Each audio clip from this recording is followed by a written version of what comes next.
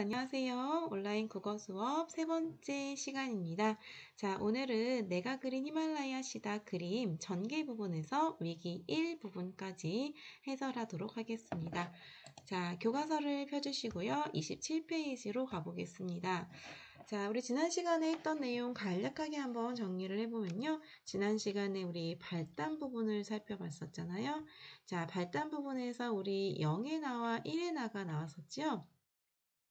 자, 영애나는 우리 유명한 화가였다고 했어요. 이름은 백선규라고 하는 유명한 화가였고요. 좀 중요한 특징이 있었는데 자기가 가지고 있는 그 천부적인 재능을 늘 뭐 하면서 살았다고 했어요? 네, 그래요. 대답을 다들 잘하네요. 네, 의심하며 살았다라고 했죠. 그래서 자기가 가지고 있는 재능을 아내도 모르게, 그리고 아버지도 모르게, 스승들도 모르게 나는 끊임없이 혼자서 의심하며 살았다라고 했습니다. 그리고 그런 의심을 하게 된 사건이 뭐였다고 했죠? 바로 그 일이다라고 했죠. 내가 그렇게 의심하게 된 거는 바로 그 일로 인해서이다 라고 해서 우리에게 궁금증을 유발했었죠. 자, 1의 나는요, 화가는 아니지만 그림을 굉장히 좋아하는 여성이었어요. 여성이라고는 안 나왔죠? 그림을 굉장히 좋아하는 사람이었는데 우리 그림의 배경에 좀 여자라는 그런 느낌을 좀 받았던 것 같아요.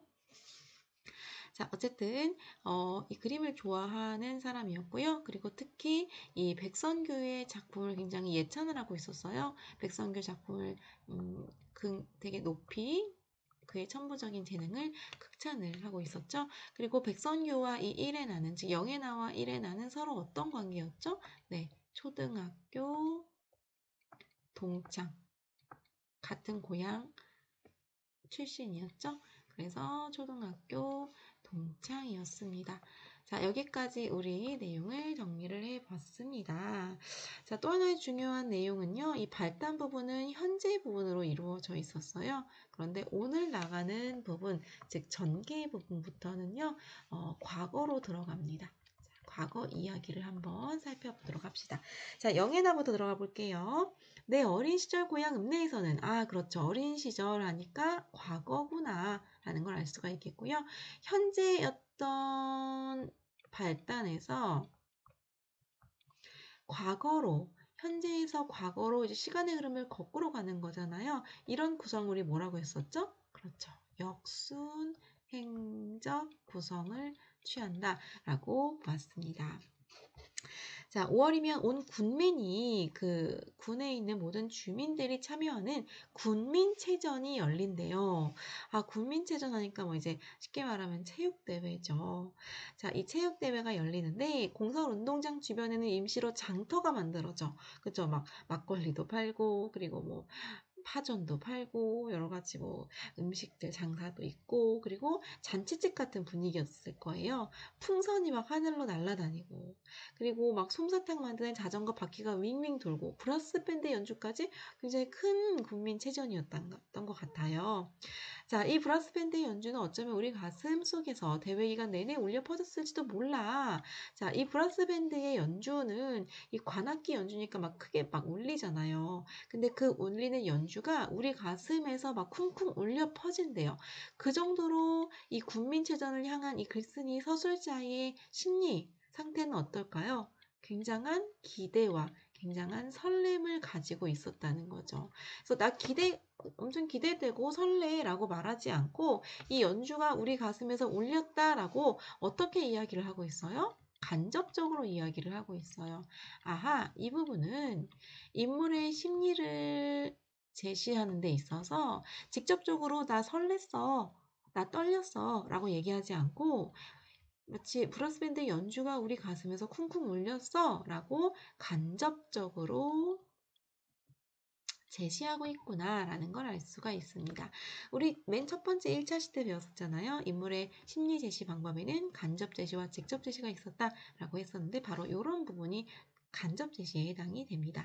자, 공설운동장 안에는 예선을 거쳐 올라온 선수와 팀들이 경기를 벌여서 우승자를 가리지. 그렇게 사흘 동안이나 3일이나 경기가 벌어지고 내가 좋아하는 축구 결승전은 체육대회 마지막 날 토요일 오전에 열렸어.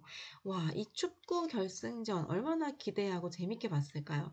그래서 이 브라스 밴드 연주 어쩌고저쩌고 하는 거는 이 기대와 설렘은 결국은 이 축구 결승전을 향한 기대와 설렘이었을 거예요. 가장 좋아했던 거니까. 자, 운동장 곁을 지날 때 사람들의 함성만 들어도 내 가슴이 쿵쾅쿵쾅 뛰었지. 나의 어떤 떨리는 심정이 직접적으로 이 부분에서는 직접 제시가 되고 있는 거예요. 나는 그 정도로 마음이 뛰었어. 굉장히 흥분하고 기대되었다는 거죠. 내 발은 스펀지가 들어간 듯이 푹신거리고 어서 달려가서 경기하는 걸 보고 싶다는 마음으로 주먹을 꼭 쥔 손이 아팠지. 막 손바닥이 아플 정도로 주먹을 쥐고 발바닥이 막 간질간질하고 푹신푹신하는 그 정도로 막 기대가 되었다는 거예요.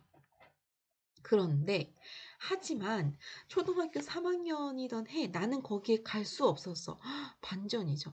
내가 그 정도로 이 축구 경기를 좋아하는데 그 정도로 기대했는데 반전이 되었다는 거예요. 자, 어떤 반전이냐면 가지 못했다는 거야. 왜 가지 못했지? 우리는 궁금증을 가집니다.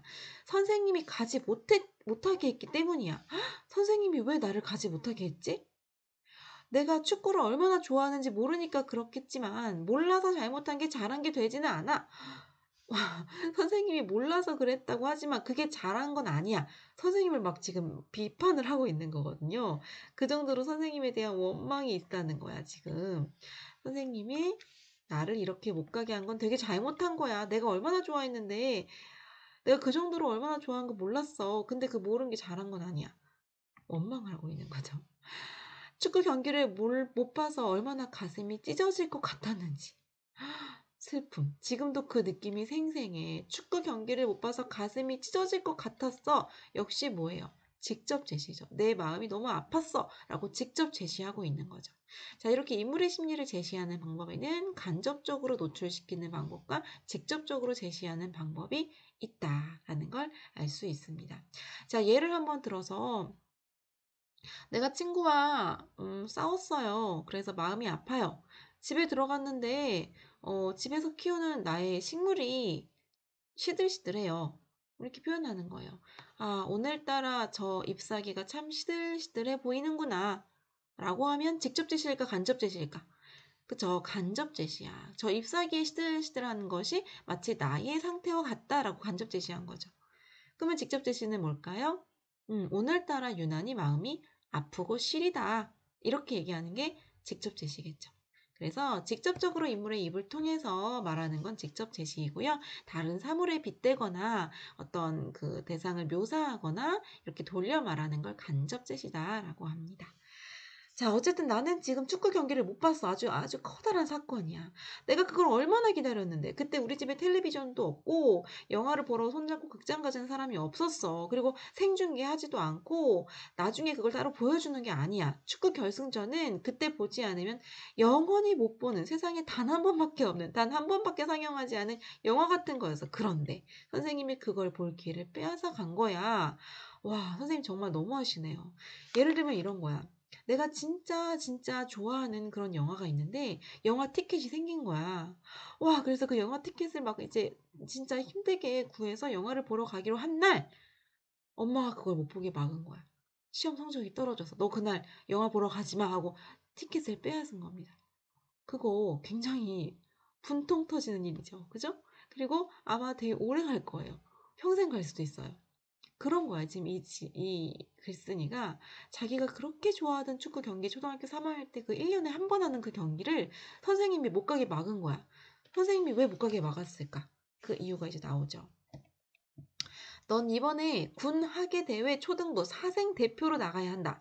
사생 대회가 열리는데 너는 그때 대표로 나가야 돼. 사생이라는 건 실물을 그대로 그리는 이 그림 대회거든요. 근데 거기에 네가 대표로 나가야 돼. 반에서 2명씩 나가서 학교를 대표하는 거다 하면서 그날 그 겹치는 그 시간에 사생 대회에 내보낸 거예요. 군민체육대회가 있는 그 주간에 군 전체의 초중고 학생들이 참가하는 학예 대회가 열리는데 그 안에 사생 경연 대회가 있는 거야. 1년 중 가장 큰 문예 행사여서 교장 선생님으로부터 좋은 성적을 낼 수 있게 조바심을 내며 닥달을 하는 대회야. 막 닥달. 남을 단단히 윽박질러 혼을 내는 거야. 막 다그치는 거죠. 그래서 선생님들은 말할 것도 없이 분야별로 좋은 성적을 내게 하려고 노력을 했지.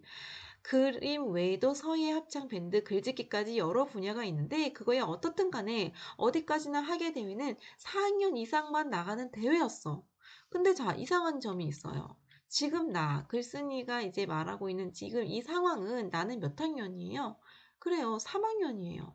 그러면 3학년인데 4학년 이상만 나가는 대회를 나갈 수 있을까요? 나갈 수 없다는 거죠. 우리는 이렇게 의문을 가져야 돼요.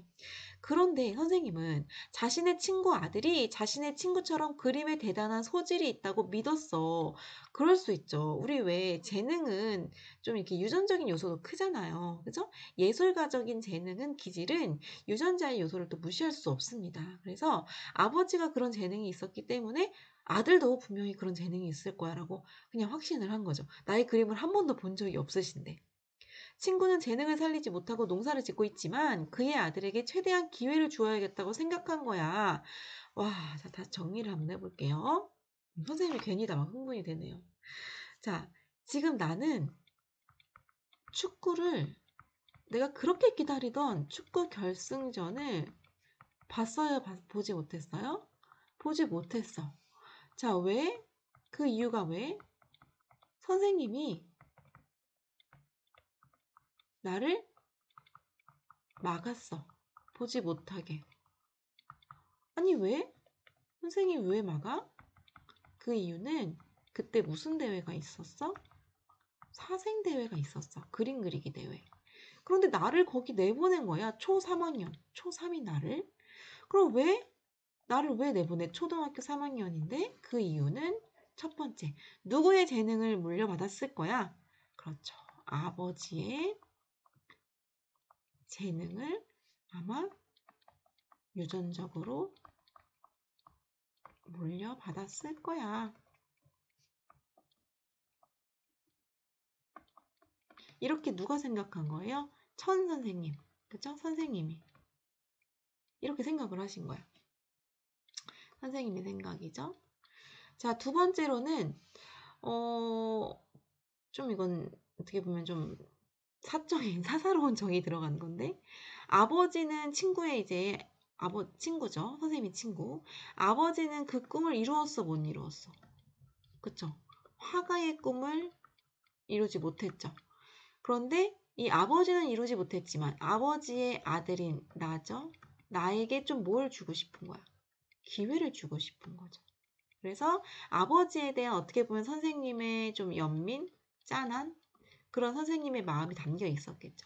그래서 나에게 분명히 재능이 있을 건데 그걸 한번 펼치도록 해주고 싶은 거죠. 근데 여러분 이거 이렇게 하면 돼요? 안 돼요? 안 돼요. 요즘 같은 때 예를 들면 선생님이 여러분의 이제 부모님의 선생님이 친구야? 그러면 뭐 예를 들면 뭐 수학, 뭐 영어 말하기 대회가 있는데 다른 친구가 나가고 싶어 하는데 안 돼. 이 친구를 내보내야 돼. 왜냐면 내 친구의 아들이니까.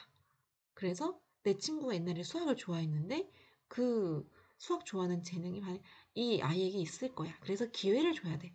라고 하면 어떻게 될까요? 절대 안 되죠. 이거는 징계감입니다. 그죠?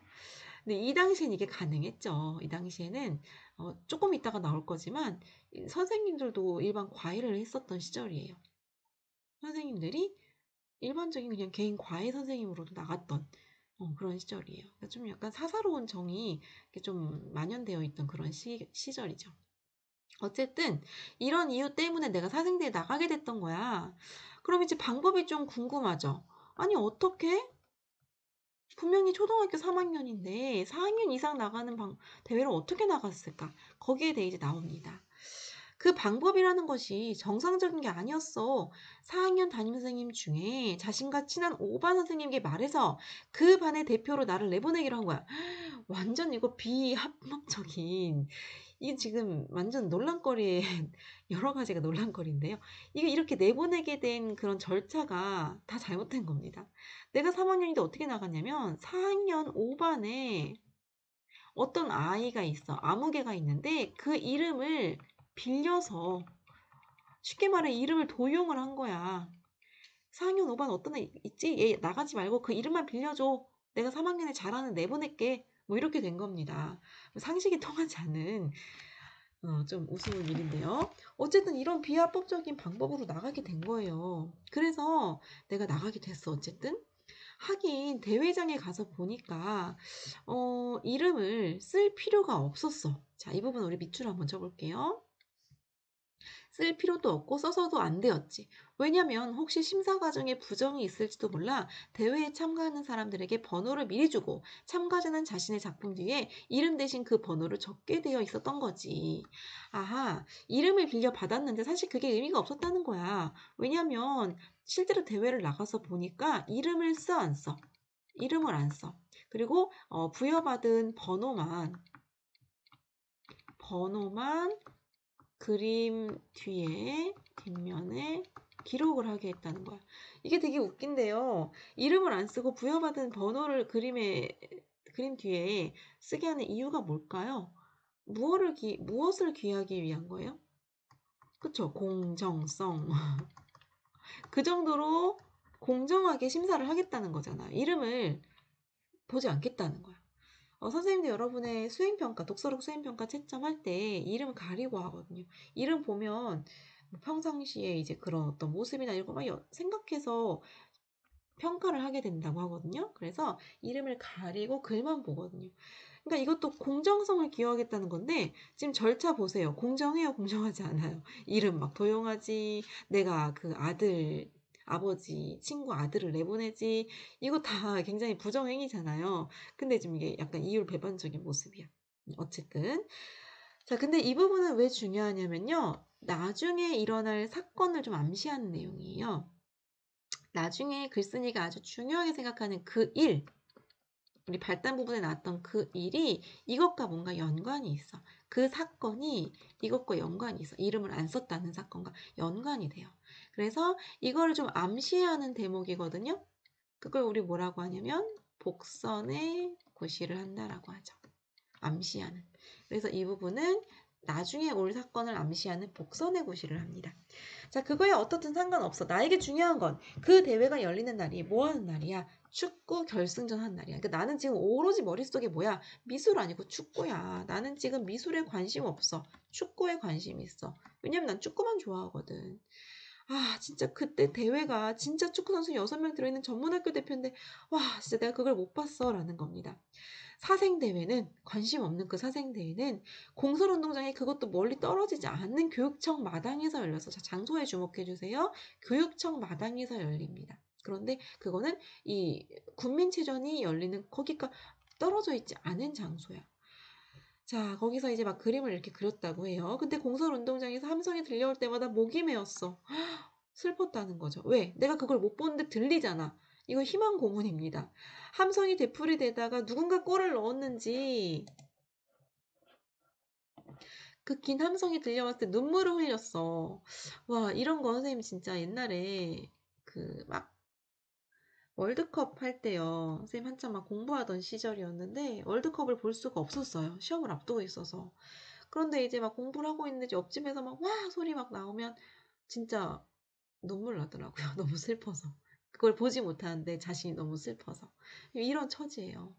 얼른 그림을 그려 제출하고 공설운동장에 가는 생각도 했지만 시간이 너무 없어서 결승전이 사생대와 같은 시간에 시작되었으니까 최대한 빨리 내고 이제 운동장까지 뛰어봐야 결승전이 거의 끝날 무렵이었지. 심사 결과는 그날 오후에 나올 예정이었지. 결국 나는 그의 축구 결승전을 보지 못했어. 눈물을 흘림치면서 집으로 돌아가 있어.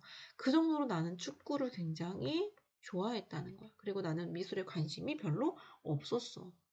자, 이상한 일은 그날 저녁 무렵에 일어났어. 선생님이 자전거를 타고 읍에서 10리쯤 떨어진 우리 집에 온 거야. 선생님이 저녁에 우리 집에 오신 겁니다. 가정 방문으로 온 게 아니야. 선생님 손에 술병을 들고 왔어. 선생님은 아버지를 만나서는 어깨에 손을 얹더니 말했어. 축하하네. 자네 아들이 사생대회에서 장원을 했어. 와, 이거 대단한 겁니다. 장원은 1등이거든요. 그러니까 군에서 열리는 모든 학생들, 그 군 내에 있는 학교가 다 와서 아이들이 뭐 30명, 40명, 50명 이렇게 와서 다 했는데 그 중에 1등을 한 거야. 10살짜리가.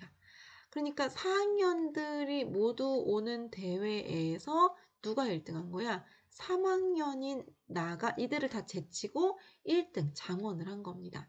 아, 그 정도로 나에게 뭐가 있다? 재능이 있었다는 거야, 실제로. 아버지의 피가 흐르고 있었다는 거죠.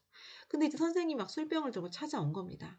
막 끝까지 부정. 그래서 결과를 막 미리 알려주는 거야.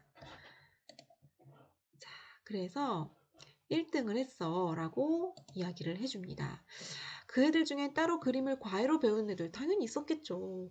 근데 자네 애는 이번에 크리퍼스를 처음 잡은 거라며? 와, 재능이 있다는 거죠. 아버지는 땀냄새가 푹푹 나는 옷을 젖히면서 친구의 손에 살그머니 떨어졌어. 그리고 쑥스럽게 웃는 듯 했는데 그게 내가 그 눈물을 흘린 사생대회, 눈물 왜 흘렸다 했죠? 축구. 그죠? 나는 그림 대충 그렸는데 그 대충 그린 게 장원이 되고 나는 축구 때문에 눈물을 흘린 거거든. 근데 그렇게 대충 그린 사생대회에서 장원을 한 거야. 나는 이미 내 재능을 그때 맛본 거죠. 네, 나의 장원 소식을 듣고 어때요? 네, 장원이라는 소식을 듣고 와, 대단하다. 우리 아들 정말 우리 아들이 해냈구나 막 이렇게 해요? 아니면 그냥 웃어요? 근데 그냥 웃는 거야. 쑥스럽게 웃음으로 그냥 끝.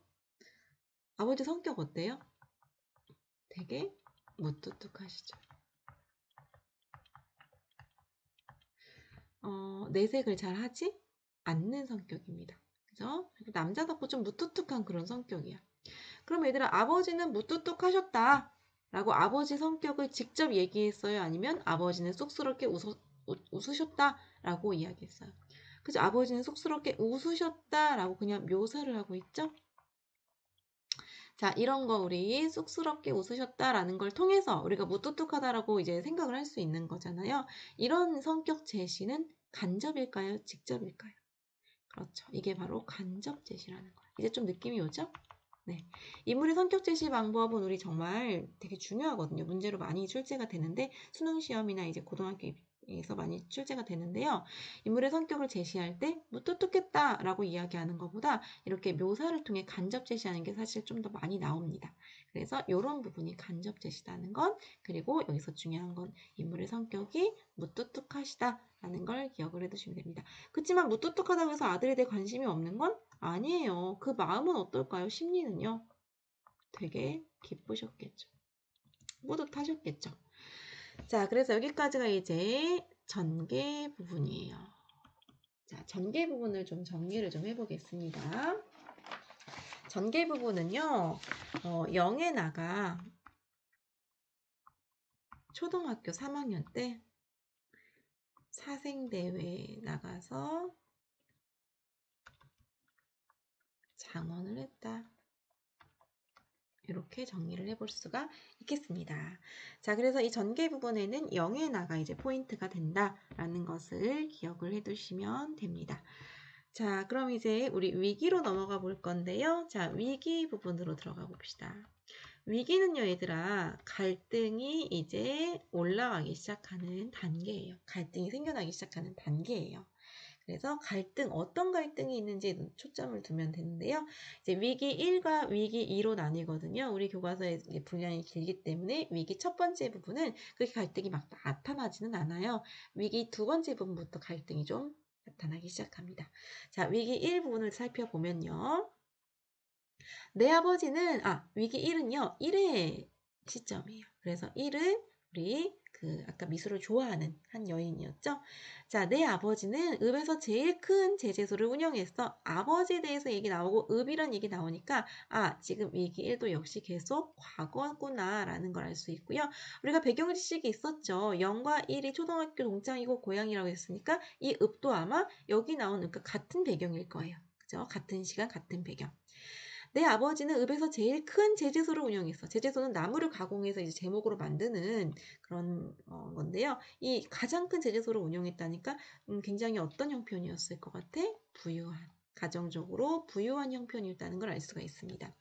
그 시절은 한참 집을 많이 지을 때여서 제재소를 드나드는 차와 사람들도 문짝이 한 달에 한 번은 떨어져 나갈 지경이었지. 그 정도로 잘 됐다는 거야. 막 한참 집을 짓는 시기라서 제재소를 운영한다는 것 자체만으로도 굉장히 부유한데 그 중에서 제일 큰 제재소를 운영했다는 거죠. 나는 고명딸이었어. 고명딸은 남자 형제들 중에 유일하게 딸 하나, 외동딸이라는 겁니다. 굉장히 귀한 딸로 자란 거죠.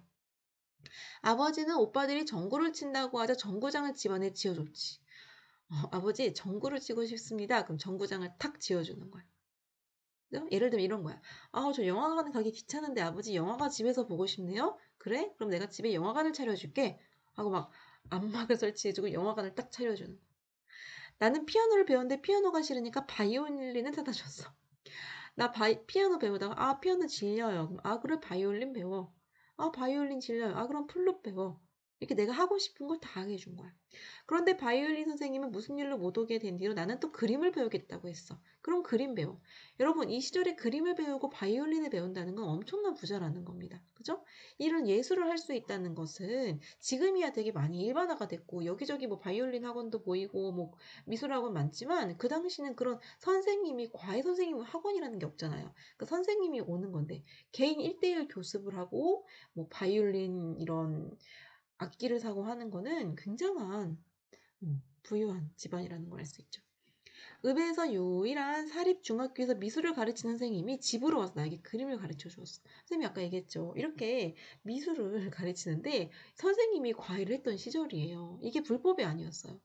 그러니까 지금 예를 들면 선생님이 국어 과외로 나갈 수 있는 그런 상황이었다는 거야. 이게 이제 과외 금지법으로 이제 나중에 이제 바뀌게 되죠. 지금 말도 안 되는 얘기죠. 어쨌든 이렇게 내가 선생님, 그것도 유일한 한 선생님에게 과외를 받았어. 선생님은 내가 그림의 재능이 뛰어나다고 계속 공부를 시키면 훌륭한 화가가 될 수 있을 거라고 했어. 아하, 중요한 정보가 나왔네요. 1에 나도 사실은 그림에 재능이 있었어요. 그림의 재능이 있다는 거를 알 수가 있습니다. 훌륭한 화가가 될 수 있을 거라 했잖아. 비싼 과외비를 받으니까 그냥 해본 말인지도 몰라. 근데 그냥 해본 말일 수도 있고 그냥 아닐 수도 있는 거죠. 자, 그 말을 들은 아버지는 뭐라고 했는지 잘 보세요. 딸내미가 이쁘게 커서 시집만 잘 가면 됐지. 되게 위험한 발언이죠. 뭐 그림 그려서 돈 벌 것도 아니고 결혼해서 식구들 먹여 살릴 것도 아닌데 힘들게 공부할 거 뭐 있나? 자, 아버지의 가치관. 1의 아버지의 가치관을 좀 볼게요. 자, 1의 아버지의 가치관은요. 딸이 그림을 뭐 열심히 배우기를 화가가 되기를 바래요, 안 바래요? 바라지 않아요. 딸이 그림 배우고 화가 되기를 바라지 않아. 왜? 그 이유가 뭐예요? 그 이유는 여자는 뭐 시집만 잘 가면 돼. 돈 안 벌어도 되고 그다음에 힘들게 공부 안 해도 돼. 이게 약간 여성 편견이죠, 편견. 그죠? 여성에 대한 편견. 근데 그 이유가 뭐냐면 우리 집은 부자니까. 돈이 있으니까. 돈 있는 집안에도 시집가면 되니까. 이런 겁니다. 그러니까 이 아버지의 심리는 이런 거야. 가치관. 아버지의 가치관. 심리라기보다는 가치관. 그런데 우리가 이제 앞에서 봤던 그 1의 아버지 말고 0의 아버지 있었죠? 자, 0의 아버지의 가치관을 좀 살펴볼게요. 0의 아버지의 가치관은요. 자신이 화가를 희망했지만 꿈을 이루지 못했죠. 그죠? 꿈을 이루지 못했고 농사를 짓는 농부가 되었잖아요. 그래서 자신이 이루지 못한 꿈을 약간 그 화방에서 그 꿈을 좀 이루기를 바라는 아들이 화가가 되었으면 하는 좀 소망을 하는 내가 못 이룬 꿈을 아들이 이뤄줬으면 좋겠다는 그런 어떤 소망이 좀 있는 것 같아요. 어쨌든 이런 대조가 되고 있죠. 1의 아버지는 그냥 열심히 살지 마. 우리 돈 많아. 그냥 뭐 아무것도 하지 말고 딸은 시집만 잘 가면 돼. 0의 아버지는 열심히 해서 꼭 내가 못 이룬 꿈을 이뤄줬으면 좋겠다. 가치관 자체가 달라요. 근데 우리 이걸 좀 어떻게 볼 수 있냐면 씁쓸하긴 하지만요. 가난한 그런 형편과 좀 부유한 형편에서의 가치관이 좀 다르다는 걸 좀 슬프지만 얘기를 좀 해볼 수 있어요. 부유한 집안에서는 그렇게 열심히 노력하고 뭔가 악착같이 하려고 하는 그런 어떤 욕심이 별로 없어요. 통계적으로. 왜냐면 재산이 있으니까. 사실 우리 왜 이런 얘기도 하잖아요. 원룸 건물 한 개 딱 사서, 그죠? 건물 몇 채 사서 그냥 그거 굴리면 살아도 충분히 산다. 열심히 안 일해도 되거든. 그 남북이 좀 그러니까 직업 하나는 갖고 있자. 이런 주의죠. 근데 가난했던 집안, 또 가난하고 성공한 집안의 특징은 굉장히 욕심이 많아요. 악착같죠. 그리고 꿈에 대해 굉장히 강하게 열망을 하는 그런 모습을 좀 보인다고 해요. 좀 슬프지만. 어쨌든 이 부유한 집안의 아버지는 욕심 갖지 않아도 돼. 가난한 집안의 아버지는 나는 네가 이 꿈을 이뤘으면 좋겠어. 그래 성공해야 돼. 뭐 이런 마인드를 가지고 있는 대조가 되는 거죠. 그렇다는 겁니다. 세상이 좀 씁쓸하죠.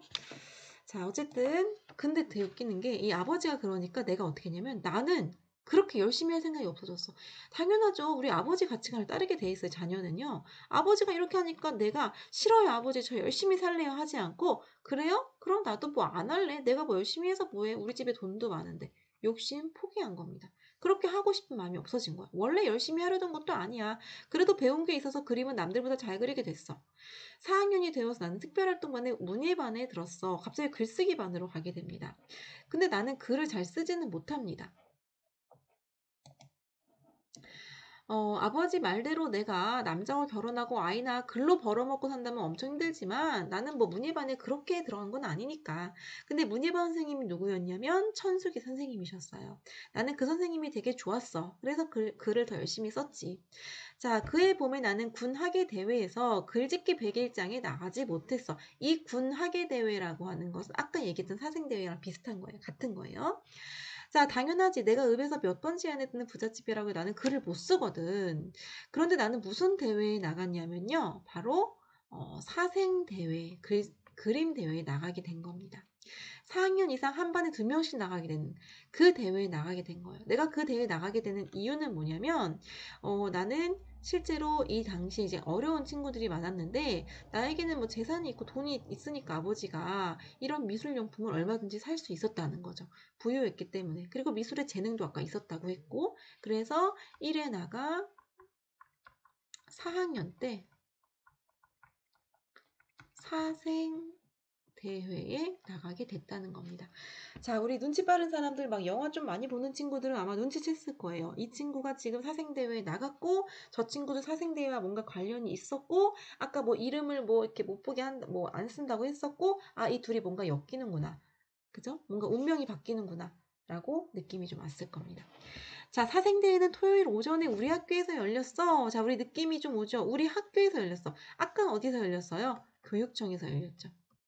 그러니까 그 교육청에서 열렸던 아까 영예나가 겪게 된 그 사생대회, 이 교육청에서 열렸던 초3 때의 사생대회랑